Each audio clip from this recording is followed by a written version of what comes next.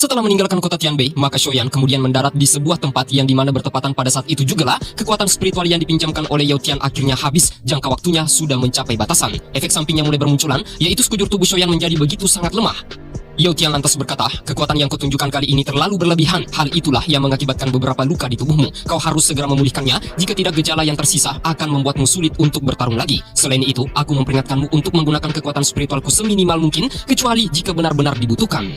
Dalam beberapa hari ini, aku mendapatkan kejanggalan. Setiap kali kau menggunakan kekuatan spiritual milikku, sisa jiwaku ikut tinggal di tubuhmu. Jika terlalu banyak, maka kemungkinan besar hal itu akan menyebabkan tubuhmu membentuk sebuah perlawanan terhadap jiwa sendiri. Pada saat itulah, jiwamu tidak akan bisa menyatu sempurna dengan tubuh fisikmu. Masih banyak waktu sebelum menyesalinya. Shoyan akhirnya paham, sepertinya tindakan meminjam kekuatan orang lain ini bisa menjadi bumerang baginya, karenanya dia harus lebih berhati-hati dalam menggunakannya. Mengingat masalah itu, Shoyan harus menyembuhkan lukanya terlebih dahulu. Dia mencari tempat yang aman di bagian puncak pegunungan tinggi, dan pemulihan tubuhnya itu memakan waktu total 3 hari penuh. Selama 3 hari itulah, dia menemukan dan merasakan beberapa jejak spiritual samar yang tersisa seperti apa yang dikatakan oleh Yao Tian. Bahkan menggunakan doki gabungan api surgawi pun, sisa jejak spiritualnya terlalu padat, sehingga tampaknya cukup sulit untuk dibersihkan secara totalitas. Namun meskipun itu menyusahkan, tapi bukan berarti mustahil untuk dihilangkan. Shoyan memiliki beberapa bahan obat yang telah ditinggalkan oleh Yalo. Sebuah pil pembersih jiwa, ramuan obat yang berada di tingkatan ke-6 puncak, mampu membersihkan tubuh dari semua kekuatan spiritual yang bukan miliknya. Beberapa nama ramuannya adalah rumput pembersih tubuh, buah penggabung jiwa api es, dan juga biji teratai roh air. Shoyan harus bisa memperbaikinya meskipun bahan-bahannya cukup merepotkan untuk dicari dan terbilang cukup langka, tetapi dia yakin bisa mendapatkannya. Setelah membaca gulungan ramuan obat tersebut, maka dia kembali mengeluarkan beberapa gulungan yang didapatkan dari para sesepuh pavilion petir, dan harusnya itu adalah bagian tertinggi yang menjadi pelengkap untuk gerakan tubuh ilusi 3000 petir. Seperti biasa, untuk membukanya, Shoyan mengantisipasi beberapa ancaman yang telah ditanamkan oleh mereka dengan cara menyuruh boneka iblis buminya terlebih dahulu. Dalam persepsi spiritualnya, dia menemukan sebuah kosakata yang berisi kalimat kunci, yang dimana meskipun keempat gulungan itu merupakan bentuk versi lengkapnya dan akan benar-benar berhasil jika digabungkan, tetapi masih membutuhkan satu tahapan lagi agar bisa melatihnya. Shoyan berkata, benda ini sangat menyusahkan. Setelah aku menyempurnakan mantra api pembakaran, aku akan kembali untuk menyerang pavilion petir dan membuat mereka menyerahkan metode pelatihannya dengan paksa. Nah, urusan yang lebih penting sekarang adalah Shoyan harus mencari sebuah kota yang berisi lubang cacing untuk berpindah tempat. Wilayah utara sangatlah luas, bahkan pavilion petir tidak akan bisa menjangkaunya secara keseluruhan. Sementara itu, Shoyan juga harus menemukan bahan-bahan yang dibutuhkan untuk membantu kebangkitan tubuh baru Yao Tian. Di sisi lain, tidak lepas dari itu, dia berniat untuk menembus ranah Dosong secepat mungkin sebelum masuk ke acara Menara Pil yang akan segera diselenggarakan. Melanjutkan perjalanan, Shoyan akhirnya tiba di sebuah kota yang bernama Kota Gerbang Transformasi Tulang, yang dimana tempat itu juga cukup terkenal dan lokasinya sedikit jauh dari kota Tianbei. Pemimpin dari Gerbang Tulang mempraktekkan metode Ki Afinitas Air, yang dimana ketika bertarung teknik itu mampu memasuki tubuh lawannya sehingga merusak tulang-tulang dan semua titik vital yang berada di dalam. Karenanya, kekuatan semacam itulah yang membuatnya terkenal di antara kota-kota yang ada di sekitarnya. Dalam perjalanan itu juga, Shoyan kemudian memasuki sebuah toko yang dimana menjual barang berupa peta. Ketika bertemu dengan si penjual, Shoyan langsung saja menanyakan sebuah peta yang paling tepat di wilayah utara. Si penjual dengan cepat mengeluarkan sebuah gulungan dan berkata bahwa kawan, ini adalah peta yang kau minta, sebuah peta yang paling detail yang telah dibuat oleh tokoku. Harganya adalah 30.000 koin emas. Setelah melakukan pembayaran, Shoyan berniat untuk berbalik pergi, namun si penjual menyuruhnya untuk berhenti secara tiba-tiba dan berkata, tunggu, tampaknya kawan ini terlihat sangat asing dan tampaknya bukanlah orang yang berasal dari kota ini ya. Apakah kau datang ke sini untuk berkunjung ke kolam darah Gunung Surgawi di pegunungan Mata Surga? Sejenak Shoyan merenung dikarenakan ini adalah kali pertama dia mendengarkan nama yang dipenuhi dengan misteri semacam itu, sehingga dia pun bertanya agar si penjual menyampaikan semua informasinya. Dijelaskan, kolam darah Gunung Surgawi sangatlah terkenal. Dikeluarkan setiap 3 tahun, gelombang energi alam muncul di puncak gunung berapi yang ada di sana. Setelah air pasang selesai, danau surga di dalam gunung berapi akan dipenuhi dengan cairan merah yang sangat misterius. Jangka waktunya hanya bertahan selama 5 hari, setelah itu akan menghilang. Shoyan bertanya, apa kegunaan dari kolam darah itu?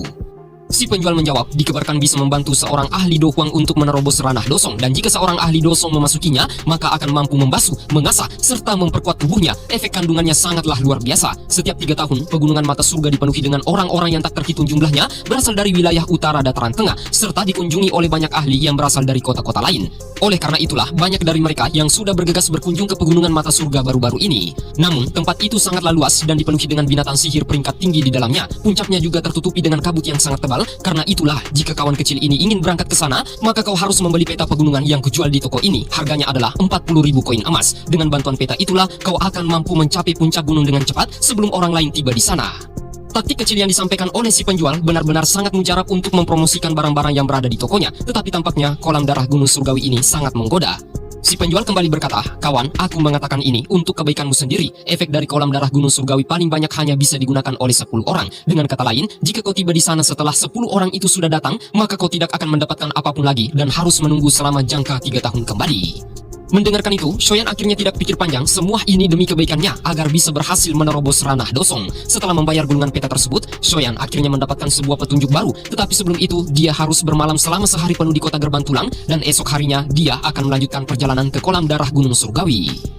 Nah, untuk menikmati masa tenangnya, Shoyan kemudian naik ke sebuah lantai 2 penginapan dan duduk sambil menikmati secangkir kopi panas di sebuah meja kosong. Di tempat itu juga, ternyata cukup banyak orang yang saling berbisik satu sama lain. Mereka mengatakan, dikabarkan bahwa Paviliun Petir Angin dan juga Paviliun 10.000 Pedang telah mengirim beberapa anggota mereka untuk menuju ke Pegunungan Mata Surga. Dari kelihatannya, mereka jelas menargetkan kolam darah surgawi. Informasi yang mereka dapatkan tentu saja sangat disayangkan, dikarenakan jika orang-orang seperti mereka ikut berpartisipasi, maka akan semakin sedikit tempat 10 teratas yang bisa mereka dapatkan.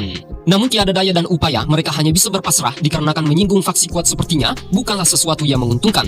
Di sisi lain, 4 paviliun yang mendominasi dataran tengah akan mengadakan kompetisi yang disebut sebagai 4 paviliun surga. Mereka yang ikut di dalamnya adalah anggota generasi muda yang paling berbakat. Karenanya, Paviliun Petir, Paviliun 10.000 Pedang, Paviliun Musim Semi Kuning, dan Paviliun Bintang Jatuh akan bergabung di dalamnya. Nah, dalam isu pengalihan topik itu, mereka kembali berkata bahwa dikabarkan Nona Feng yang berasal dari Paviliun Petir Angin yang ditunjuk oleh pemimpin Paviliun Timur akan ikut bersaing dengan salah seorang yang terkenal berasal dari Paviliun 10.000 Pedang yang bernama Tang Yin. Dikabarkan dia mampu bertukar pukulan dengan beberapa ahli senior tingkat tinggi. Dengan sebab itulah reputasinya mendapatkan julukan sebagai generasi muda teratas di wilayah utara. Aku ingin tahu siapa yang akan menang jika keduanya bertemu. Salah seorang dari mereka membalas, mungkin kedua orang yang kau sebutkan itu kuat, tetapi tampaknya belum bisa dibandingkan dengan salah seorang kultivator bebas yang bernama Shoyan. Bakatnya lebih luar biasa. Temannya berkata, "Shoyan, bukankah dia adalah orang yang telah membunuh Chen Yun, salah satu sesepuh Paviliun Petir Angin, bahkan mampu menghancurkan formasi 9 penjara surgawi yang telah disiapkan oleh 3 tetua mereka?" Rasa takjub seketika melintas di hati mereka masing-masing. Apa yang dilihatnya di kota Tianbei dalam pertarungan kemarin merupakan sebuah hal yang sangat langka. Bahkan leluhur klan Hong berakhir menyedihkan. Sepertinya sulit bagi Nona Feng dan juga Tang Yin untuk bersaing dengannya. Salah satu dari mereka berkata, "Meskipun Shoyan sangat kuat, tetapi dari apa yang ku tahu, dia hanya menggunakan semacam teknik rahasia untuk secara paksa meningkatkan kekuatannya. Jika tidak, mustahil baginya untuk berhadapan dengan 3 ahli Dosong sendirian." Kalimat percakapan yang dilontarkannya sempat membuat Shoyan waspada sembari mengusap cincin putih di jarinya. Nah, dalam percakapan itu, tiba-tiba saja salah seorang berambut putih memakai pakaian perak mengunjungi Shoyan sembari berkata, "Bolehkah aku duduk di sini?" Dan setelah duduk, entah kenapa Yao Tian serentak memperingatkan Shoyan untuk berhati-hati, kekuatan orang ini sangat menakutkan. Kalimat itu langsung membuat Shoyan berdiri dari kursinya dan berkata, "Kau bisa duduk jika kau mau, namun aku masih memiliki beberapa hal lain yang harus kukerjakan." Nah, orang yang disebutkan adalah pemimpin Paviliun Petir Angin yang bernama Fei Tian. Dia lantas berkata, "Kau tidak takut dengan formasi 9 penjara surgawi yang dibentuk oleh 3 sesepuh Paviliun Petir Angin?"